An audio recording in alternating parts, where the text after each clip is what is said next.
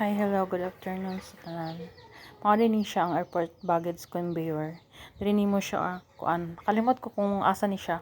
Pauli na din ni siya kay dili man ta makakuan og baggage conveyor kung dili pa nato makuha ang bagahe. Pero siguro ni siya nga conveyor sa local flight na ni sa Davao, nag-uli migikan sa Riyadh sa Saudi Arabia.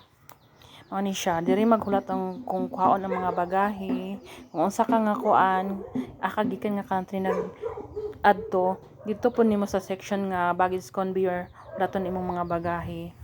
So nagpaabot ko dira sa akong bagahe, no. Tung una dai katulong bansa na ko ni ang Saudi Arabia. So medyo dili ta giswerte sa bansang ang Saudi tungod siguro kay nailaing plano ang Ginoo o nang dawat-dawat jud ta ana nga. Mao ni siya ang Riyadh, Saudi Arabia. Wala kayo na ko na experience kung nakita ang kanindot sa lugar, pero na feel na ko nga okay siya nga lugar. Kaso di malas lang ko sa amo sa una na kong employer. Wala ko kabalo kung sa ihang problema sa ko, ay akong giuli. Tapos sa ikaduha na kong employer,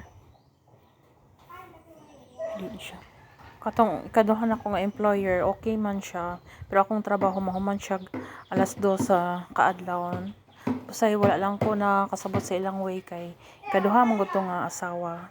So igawanta lang gyud nako. So dili gyud nako matiis, no, kay ngod sa sitwasyon. So ningkamot ko nag-decide ko uli kaysa magpa-change employer pa ko, basig mas worse pa. So 3 months na ko nga sweldo, may akong ipamasahe pag uli.